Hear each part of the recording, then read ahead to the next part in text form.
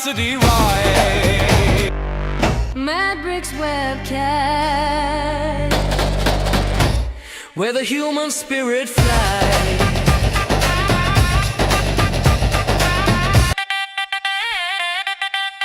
Mad Bricks webcast, where the human spirit flies. Hey, welcome to the MedBix webcast. This is Ramana. Oh, my muted something. I don't know. Can you hear me? This is Ramana Namaraju. I'm the host of the MedBix webcast. Welcome to the MedBix webcast. Yeah, we have a very interesting guest today. That before I introduce the guest, let me introduce you. My co-host have a tagline for her. By the way, I wanted to tell you that my intro video it talks about few things. One is that the three people you show up on this phone. I'm going to explain when Susan comes. Let me bring here Susan Davis. I have a tagline for her, and she loves it. Better looking, better talking, and brainy. I'm not Welcome, sure. Susan. Good evening. I'm not sure I got a vote on that tagline, but happy to be back Thursday night live with you, Ramana. Yeah, the 3 days continuous for nowadays. I want to tell you about that three people that involved in there. One is that the Dr. Richard Allen Williams. He's a founder of Association of Black Cardiologists. He went to the school in Harvard, first Harvard graduate of a graduate a cardiologist from Harvard. He is the first one. And he is the founder of Association of Black Cardiologists. The second person, she is Dorothy Hodgkin. People don't know about her. She found the structures of the B12 and then even insulin structure. She found the actual structures. That's why you can design the drugs. So there's a Dorothy Hodgkin. I did a show on her actually. Dorothy Hodgkin. She was born in Africa. She's a British woman born in Africa, and then grew up in all over Africa and India. So she would travel quite a bit actually. Then she X-ray crystallography. That's one of the things how to find the live um, structures of the atoms and all those things. Then the third one is that my hometown gentleman. His name is is the same as my father's name, Dr. Yallapragada Subbarao. He was in 1923. He came to United States to Harvard, and then he was so good they hired him as the little Lidl laboratories hired him. He first came with the first antibiotic drug, automycin. He invented the automycin first. Then methotrexate, first cancer drug. So he was supposed to get a Nobel Prizes. They missed him. It was 1948. He died actually. That Pfizer acquired his lab after that. Very young age he died. But he's from my hometown with my father's name. We're all in the same thing. So that's what the three people in the pictures. Yeah. Well, But I think for that, I gotta say, if you didn't know the history of all those amazing minds, then none of us would ever be blessed with it. I don't want to say never, but because you study them and because you know them so well and share them with us, I mean, that's really one of the reasons that I'm here with you, Ramana, because I love that education. You're keeping them alive. What amazing contributors. we cannot forget the past, right? If you don't understand what their trials and triumphs, how can we do advance anything? We all advances are all fake in that sense. We know this exactly. Then you understand the trials triumphs they go through, why they did that. Now you understand the reasons and everything. It is a much more better picture there anyway anytime. So I Historic. always talk about past and I will bring to the present. That's what I Yes. do in my. I love it's the historic wisdom that you bring up here to 2025 that is extremely enlightening. I love Yeah, it. thank you. You're a great. You help me to move the things going on the right direction. Let us bring up one of the Jennifer Jaynes. So she's from Ohio. She's joining from Ohio. She is a operational experience in operations, right, Jennifer? When she has a lot of implementation of a lot of these systems she did, and then she worked in the complex. Very economically challenged population. She was working with them and then implementing them. And then, that I always believe health is a human right, doesn't matter wherever you're in the world, in the entire world. I feel that health, we need to provide that. However complex it is, we have to provide that. That is a first and foremost right. If you cannot do that, that we are not a human. We are not doing right things. So That's that's why I wanted to put Susan's our mission. AEDs everywhere in the world. Save It the people. is, Okay, Jennifer. Jennifer, just you explain to us a little bit of your background. I didn't say a lot of things, but you tell us a little bit your journey from beginning of your healthcare career. Absolutely. Well, first of all, thank you for having me on the podcast tonight. I feel very honored knowing others I admire in the healthcare industry have participated also in this podcast. So thank you again. I'm honored. So who am I? My name is Jennifer Jaynes, and I basically have spent the last 20 years working in the intersection of healthcare operations, public health, and more recently, virtual care.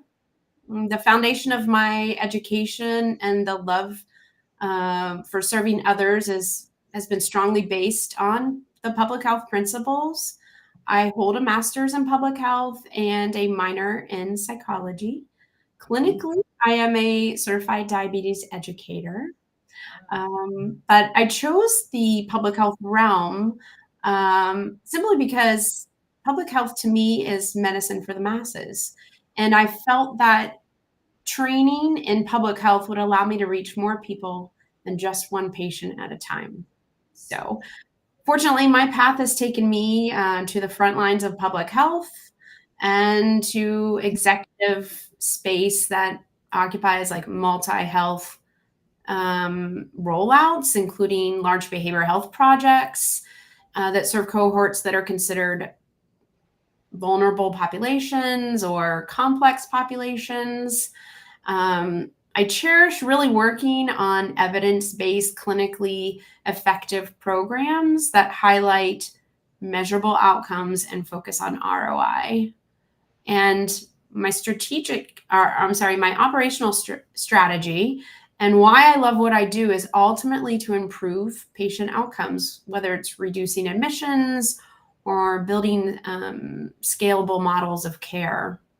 And honestly, I could go on for hours talking about my work, but that's a little bit of what I am and and what I've done. And of course, it scales more than 20 years. So Let me ask you first question, and then I'll let Susan follow that up.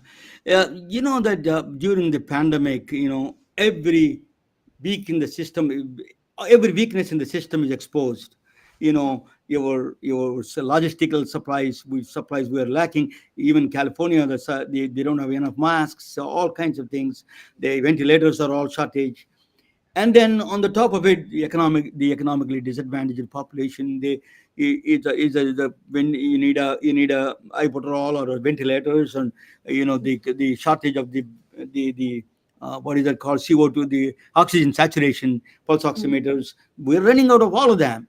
That is the pandemic gave us experience of what is going on in a national level. So tell us your experience of the pandemic experience, how you navigated this telehealth care, and then one of the solutions is telehealth care, telemedicine. How did you navigate, and how did you put together the whole process with the operations side? So during the pandemic, as we know, it was a very odd time in healthcare. I was working at a major health system in Dallas, running some auxiliary clinics. And in the sense that I felt it was very unusual, simply because there was somewhat of a disconnect between what is public health, how does public health ensure the safety of large groups of people versus how do we address treating one person at a time. And those two pieces intersected and were a little bit dysfunctional. And basically that was the empowerment of telemedicine. I think that was the crux, where telemedicine changed. Obviously, with the expansion of telemedicine in clinics and hospitals, simply because people were not allowed to leave or venture into different spaces, the development of virtual care was already there through different systems like Teledoc, but it really became prominent and pushed through barriers that were not known or seen or understood before, where hospitals were so desperate to serve people, but were so overwhelmed at the same time. That's where telemedicine took a turn. And through different channels of government and different opportunities that arose, that was kind of the rise of virtual care, virtual health as you know it today. And it has definitely assisted in the expansion of telemedicine. So there's been quite, I mean, I'm just trying to follow the journey in my mind, because I'm thinking way back in the day, you know, when we had teledoc, we had, you know, you were having a stroke, and now we have a neurologist that we can pop into the room. So it seems like telehealth was really a big deal, you know, a decade ago, one doc on a screen. And then, yes, the pandemic and the scramble. And now, then it seems like at the same time, simultaneously, we're growing the amount and variety of what can we offer through telemedicine, both in the acute care setting, in the outpatient or clinical setting, and now the big trend is the hospital at home. So is that, did I say that correctly? Does that sound like a normal progression, or what would be the trends you would say? Was that a trend, and where do you think we're going? Is that where we're going? Are we going home? Yeah, I think there are programs that are organized through the home. I think that's based on the needs of the person. We look at the social determinants of health, and we understand that everybody has different needs. Not everybody has transportation to make it to their doctor's appointment. Not everyone, as I mentioned, I deal with predominantly a lot of complex or vulnerable populations. In those particular cohorts or populations, they don't have the same mechanisms that, say, the majority of the populations experience. You know, maybe they don't own a car, or maybe they live on disability, or there's a lot of different areas that encourage or discourage them being able to see their provider. So this is the beauty of telehealth and virtual health, is that they can expand that. I read a study once that stated it was like some ridiculous, really high amount, like 90% or 98% of the population owns a cell phone, not just like the old flip phone, but a smartphone.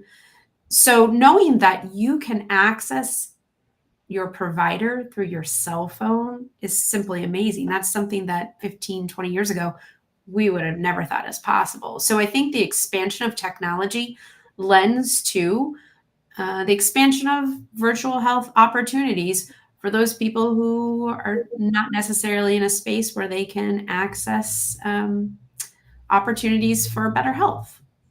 Yeah, and you touched on right where my next question was going, was the technology. So when you start looking at critical access and rural communities, that's a big access. I mean, Romana, comes up in every one of our conversations, is access to care, access to care. So this is the answer, right? I mean, this seems to be the hot answer. Absolutely. Yeah, absolutely.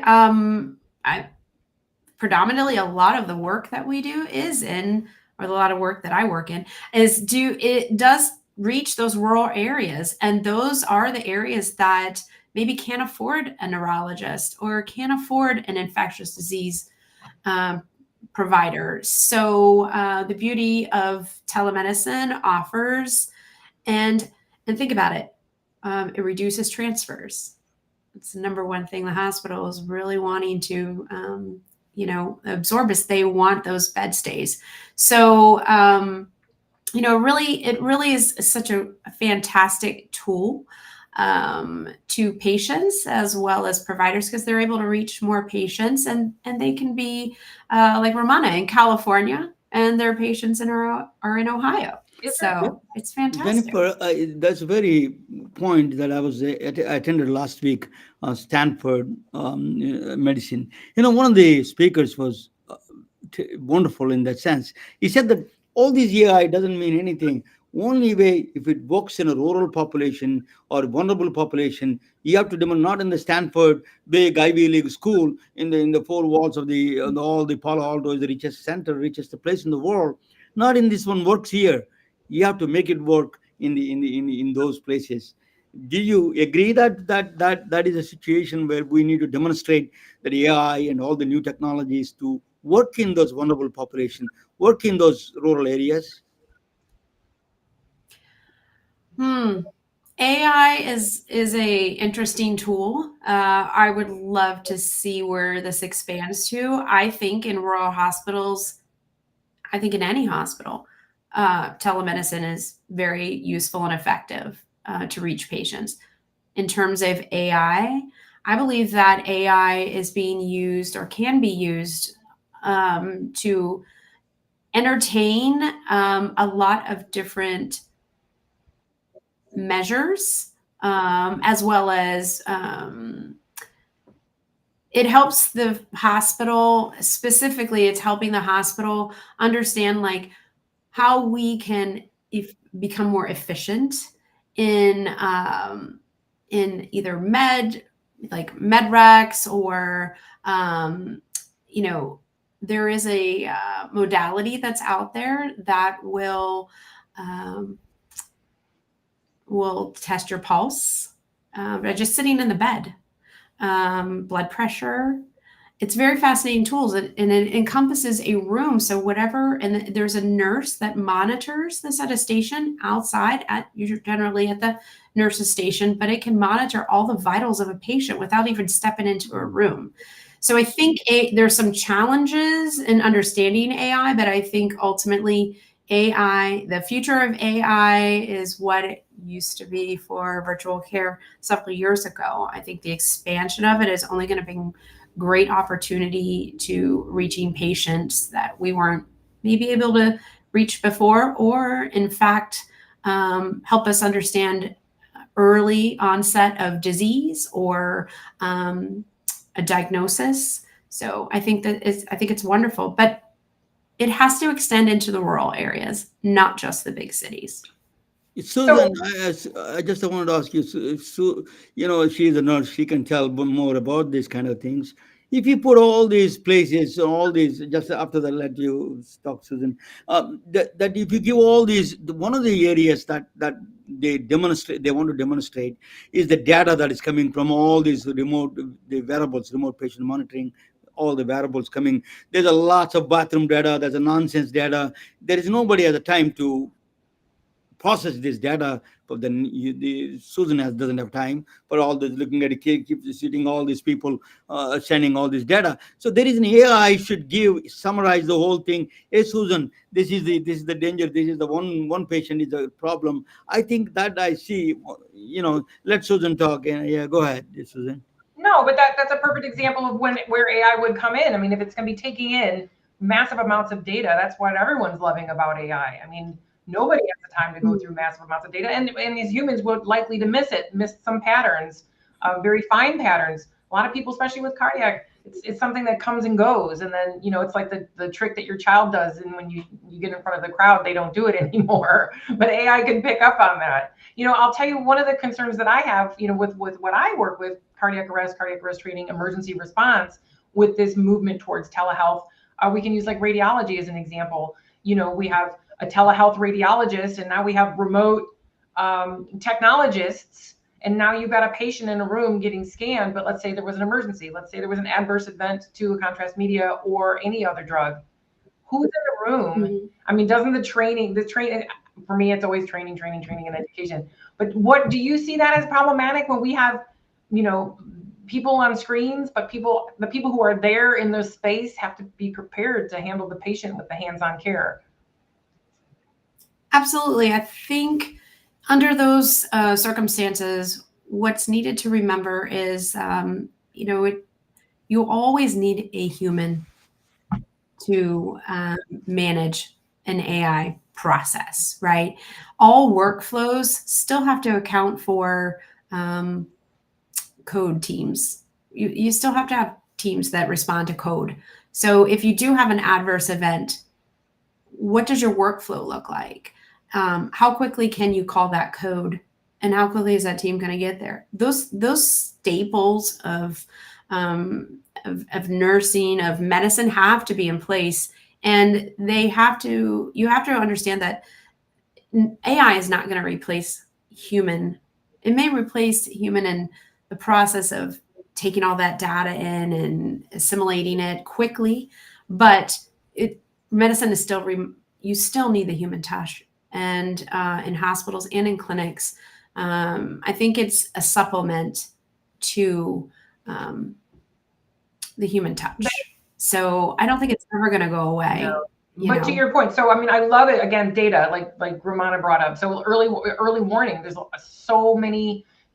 We have multiple patients, but even in the clinical setting, they're tasking. We've got patient care coming and going. So I love the idea of the early warning systems of AI taking down all the vitals and or whatever else we can feed it. There's backside parameters that may be coming through too. It might be able to consider lab work, a recent neurology exam. If it's all talking to the EHRs are talking. So, and then in your expertise, in your area of clinical, we were talking about this before the show. I don't usually know I'm learning the lingo between clinic, outpatient, ambulatory care.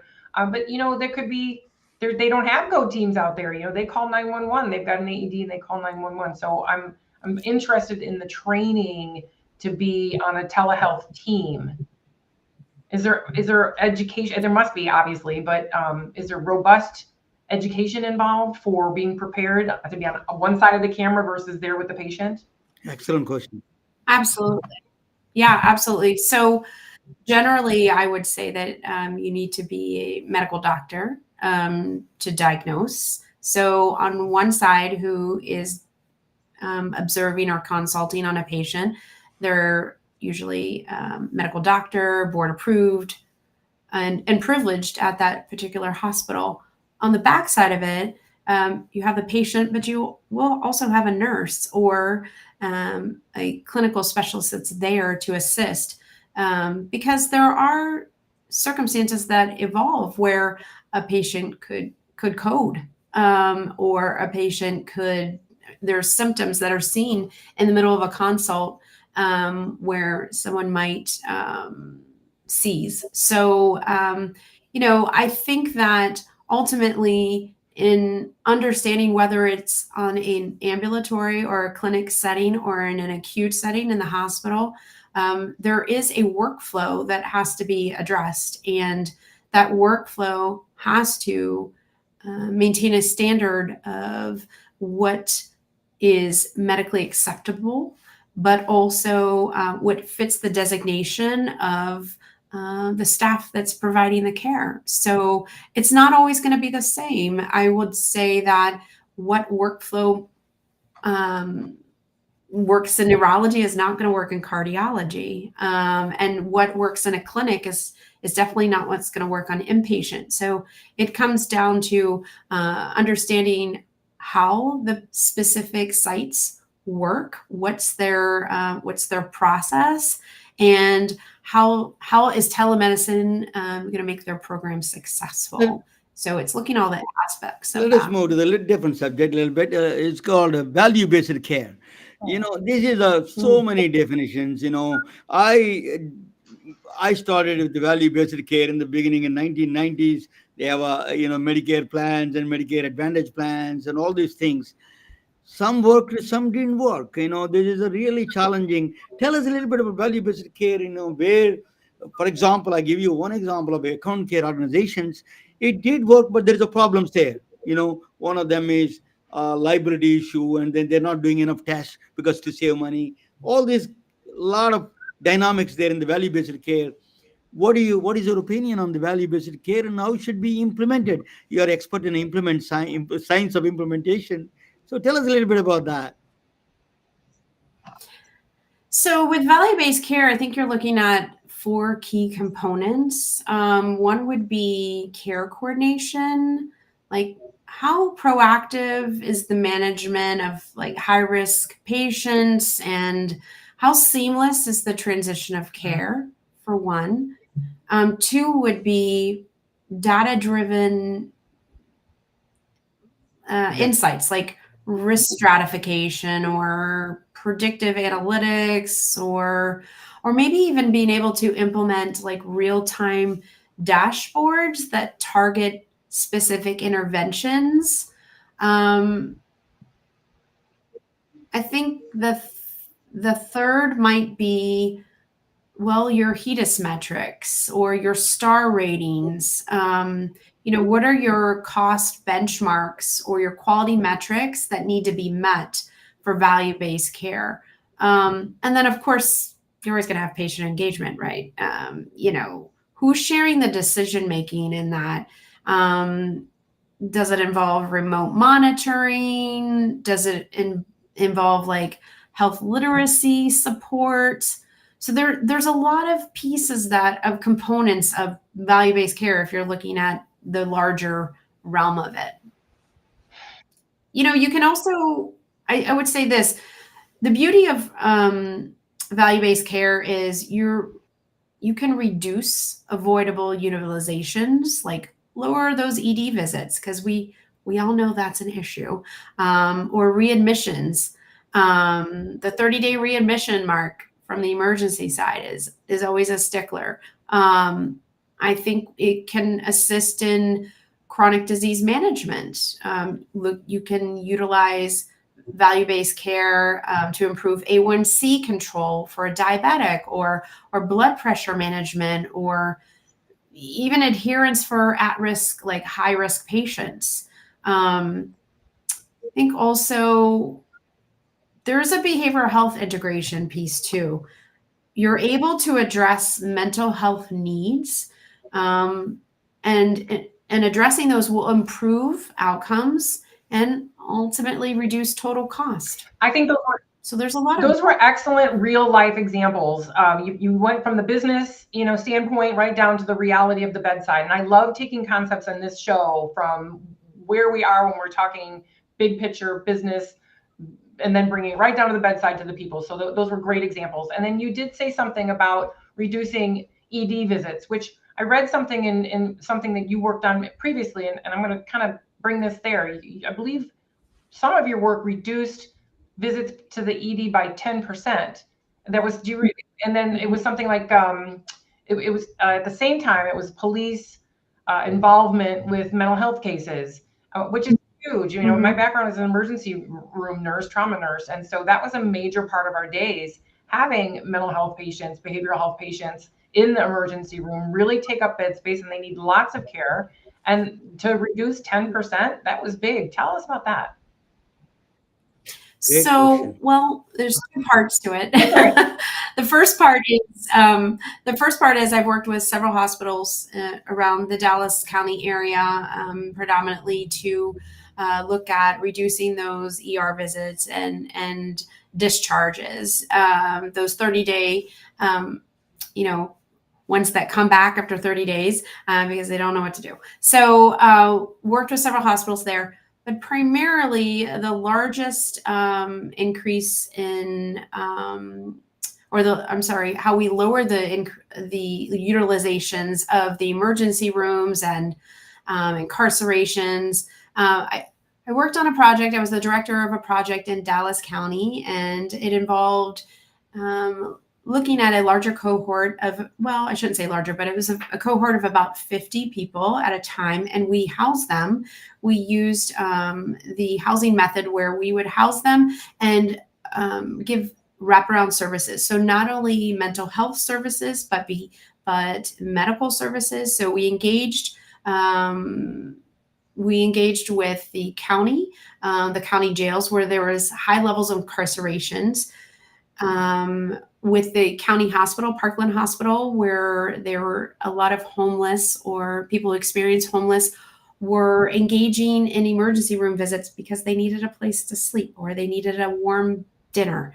Also, we looked at those individuals who the county just had a really rough time. They couldn't keep putting them in the state hospital system and getting viable outcomes for their sustainability. So we looked at how can we engage with the local mental health systems to increase their engagement with mental health providers, but also look at lowering their hospital stays, their incarcerations, and the cohort of patients that we served also had high incidence rates of chronic disease and or some kind of substance abuse.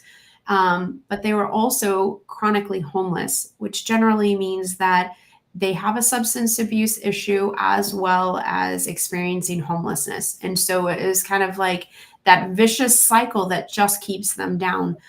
So within this cohort, we're able to bring multiple layers of services together.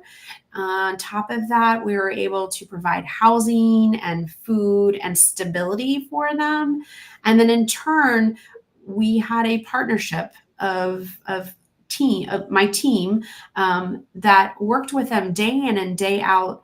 Not only, I wouldn't say to like normalize their lives, but just bring them to the point where we can understand what was their baseline, where do they want to be. We actually had really amazing outcomes, not only the ones that you mentioned, Susan, but we were able to so-called graduate our neighbors, as we call them, to graduating from high school, getting their GED, going back to college, gaining a career like in real estate, or getting married and moving out on their own. So there's a lot of pieces of that. It's not just looking at the bottom line ROI as to how much can we save taxpayer dollars or how much can we save the hospital.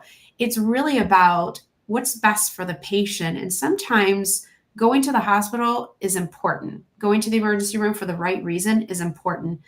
Getting those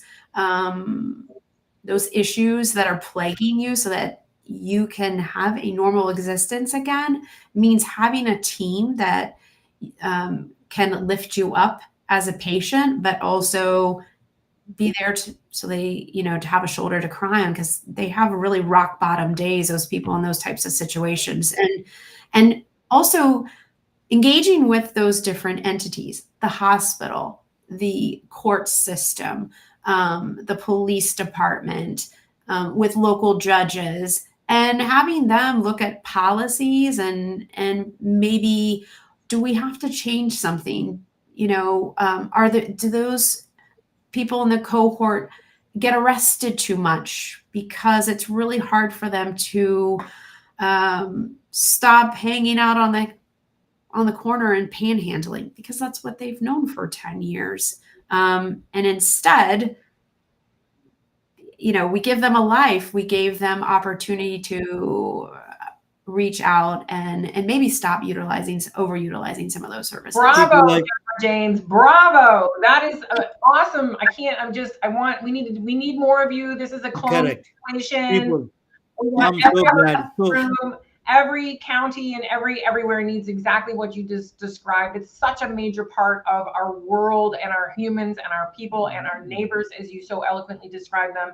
Fantastic work. And I think often that many of these services, we know that there's many services in an area, but if we don't come together and dump them all on the table and see what we're all doing, and then share in that project like you just described, we can do this. We can get them graduated from high school, get them married and graduate them and help them and move on. But there are dark days, and when everyone just, we're burnt out, then we still have this is a situation that's not very human.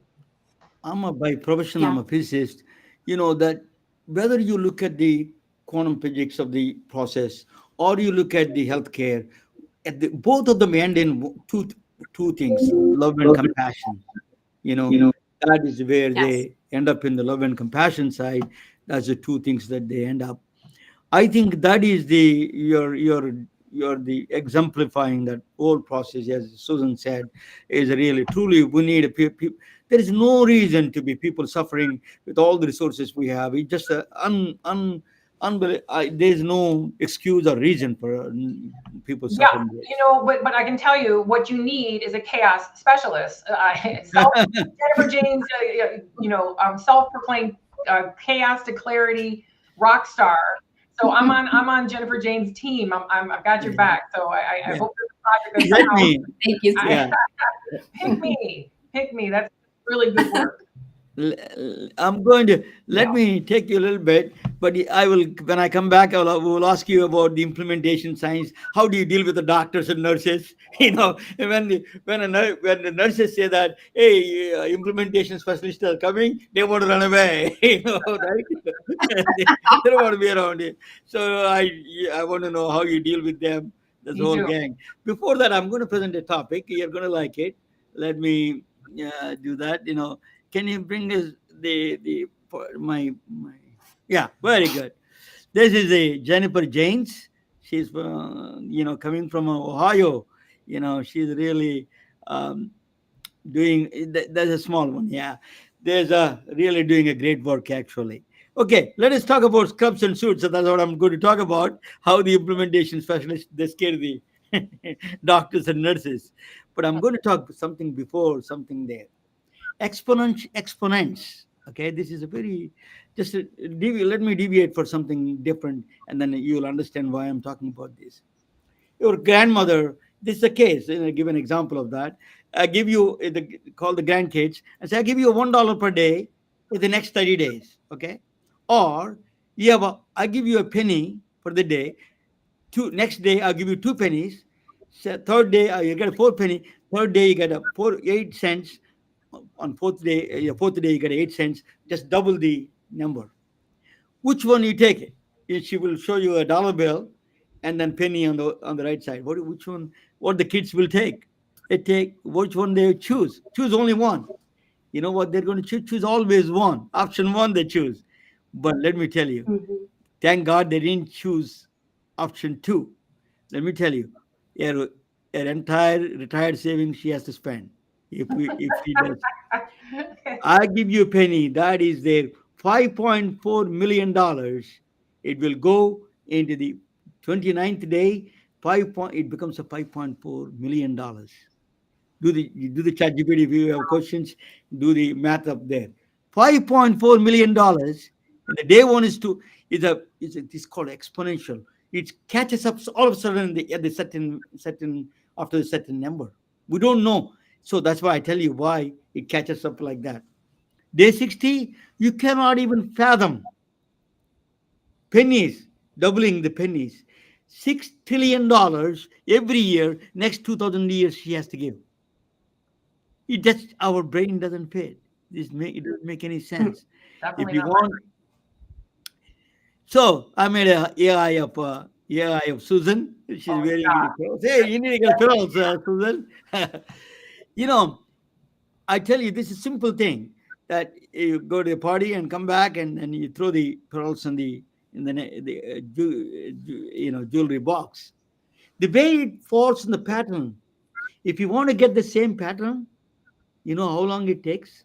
Every day you do, million years are not enough. Exact pattern. This is the strangest phenomenon in physics. Million years you will not is enough. There is no computers can compute this process. So even if you take a crumpled paper, if you do origami, I know the steps. But if you have a crumpled paper, how many ways you can crumple the paper? There is no computation. There is no computer can do that many ways. It is impossible. Billions of ways is can crumple. So it is a beyond a simple play can cause huge complexity. So why? Our brains evolved in a linear world. We only think about next day, tomorrow, day after tomorrow. We don't think that much far. Early stages feel slow. Late stages overwhelming for us. We don't think that's the way the human mind was. Our neurons were structured. Limited exposure in daily life. We don't have a exponential curves in the daily life. We don't have that. Optimism bias. We underestimate. Um, we overestimate the positive things and underestimate negative things. This is a complexity. We underestimate complexity. That is where the hospitals and everything. I'm going to give you hospital system, a scheduling problem. If you have 500 employees, you have three shifts. If you give all the choices, okay, you see the mathematical problem. 3 to the power of 90, 3 quintillion choice. All the 500 people, you want to put a scheduling all the schedules available. 3 to the power of 90, which is 3 quintillion. You know how many it takes years there?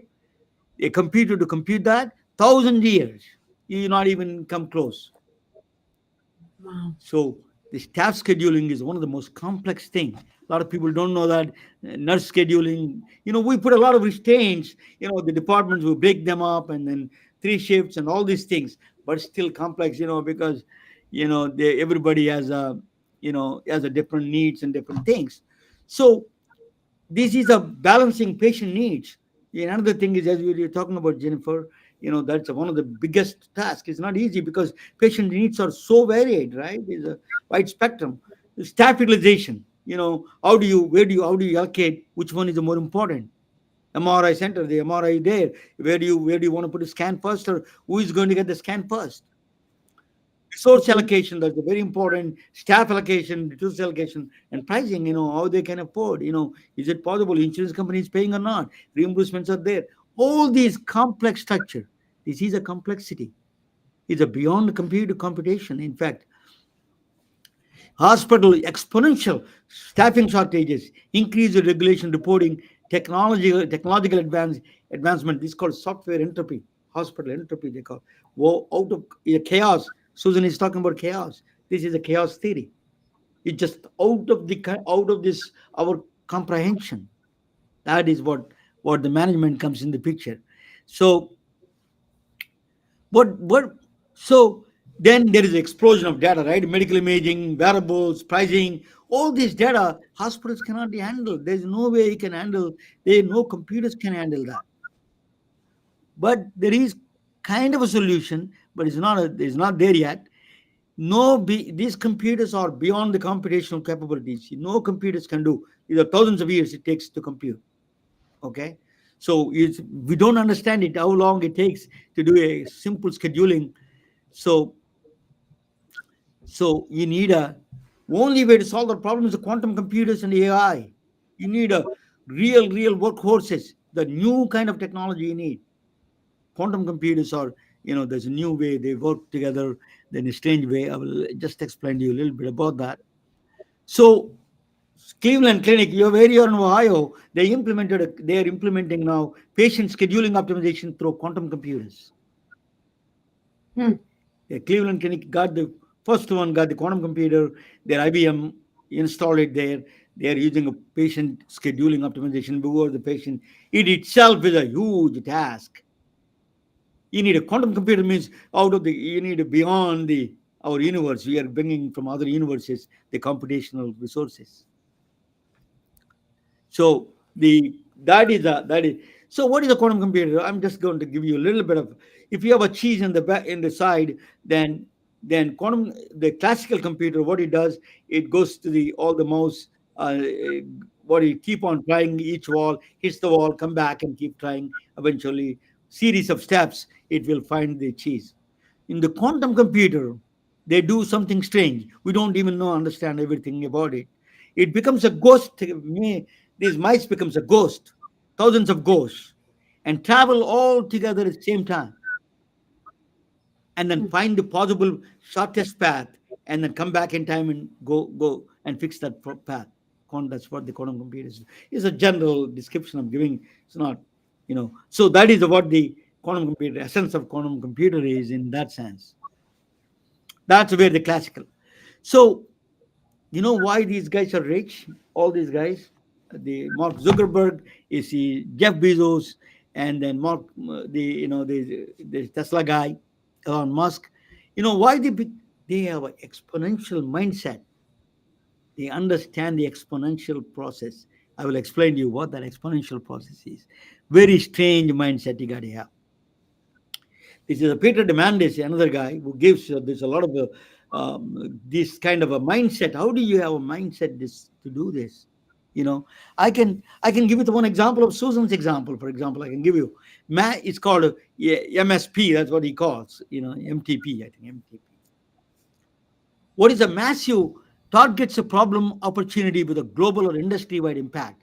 So what is Susan is trying to solve is a heart problem, the cardiac problem. They wanted to sudden death. She wants to do that's a huge problem in the world. people should not die in drop dead because of there is no resource there. That is a massive problem. How do you transformative? Aims to fundamentally change the way things are done.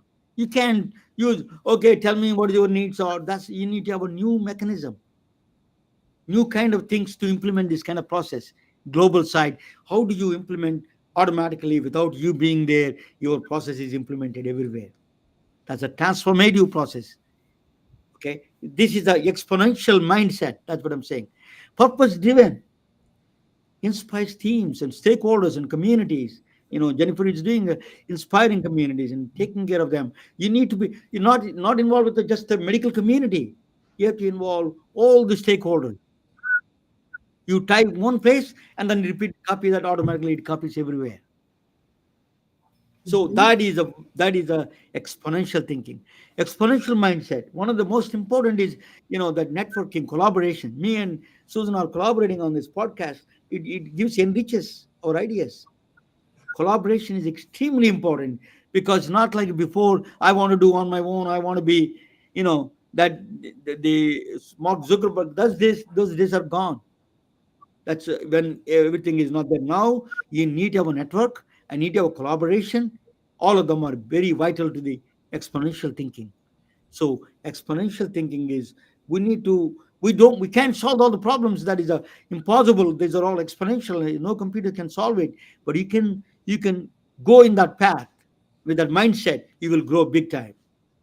Not only in business, this is you can apply in the that is what the philosopher I'm coming. Use technology tools, meditation, or you can do self improvement. Use technology to do your improving your knowledge and everything. Network and collaboration, very important. Networking nowadays, you cannot sit down at home and then do all these kids are doing. That's going to be a problem. Leverage small actions, do the micro actions and improve. And don't double, expect 10 times your results. That is the massive transformation. That is called exponential thinking. So so it is not a suits against scrubs. There is no science with the people. You need to understand science. You need to understand the complexity. There's a problem there. This is a it's right in front of you, so obvious, but it can get so complex.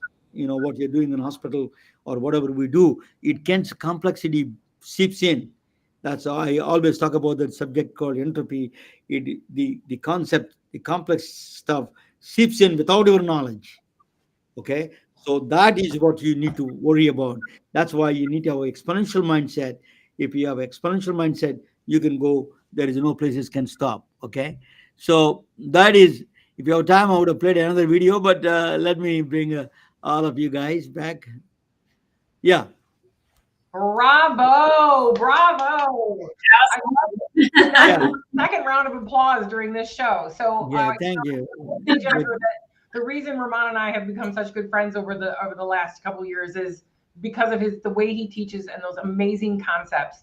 And I couldn't help but think that everybody, the three of us on the stage, all have exponential minds, and we think exponentially. You cannot be a public health person and think about one person, right? You're thinking about the word population. The definition Yeah. of the word population means masses. Exactly. And so in order to serve the Yes. masses, you need exponential thinking. You need every one of those steps. So what'd you think? It's fantastic. It's my mindset 24/7. I call it the global Same.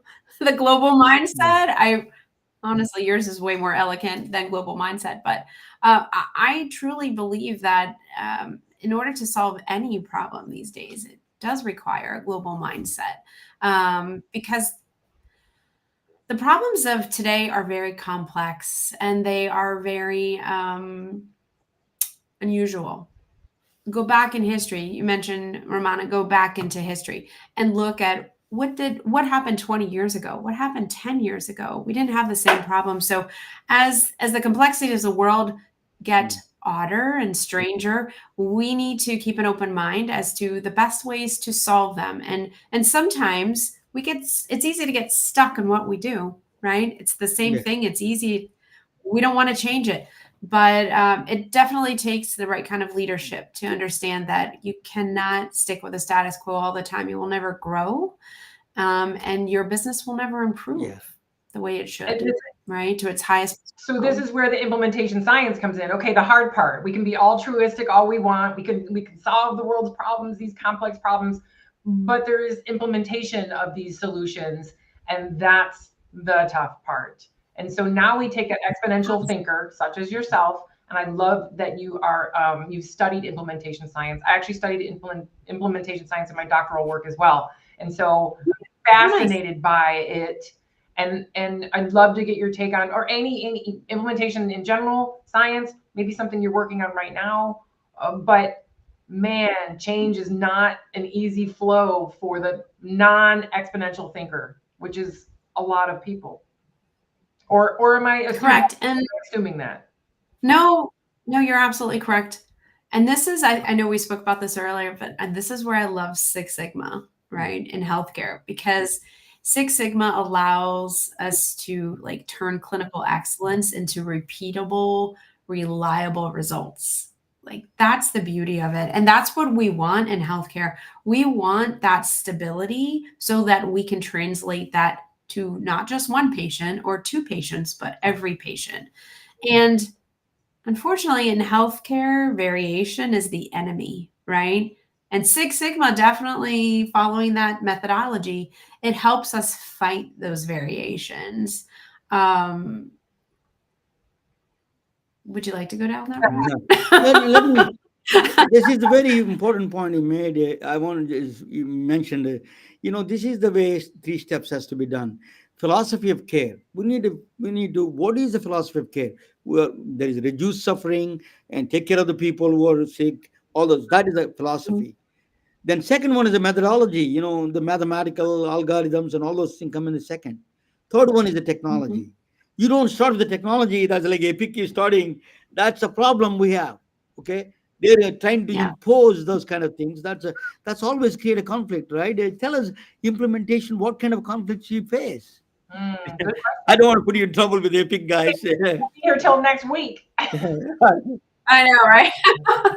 Well, I will say, as it relates to virtual health or implementing virtual health, I'll be honest with you. It's the pushback, the human pushback.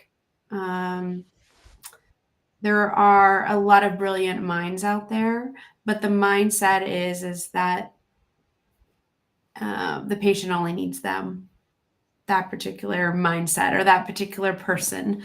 And so it's interesting. The hardest portion of implementation is the buy-in from leaders in the hospital leadership, medical leadership.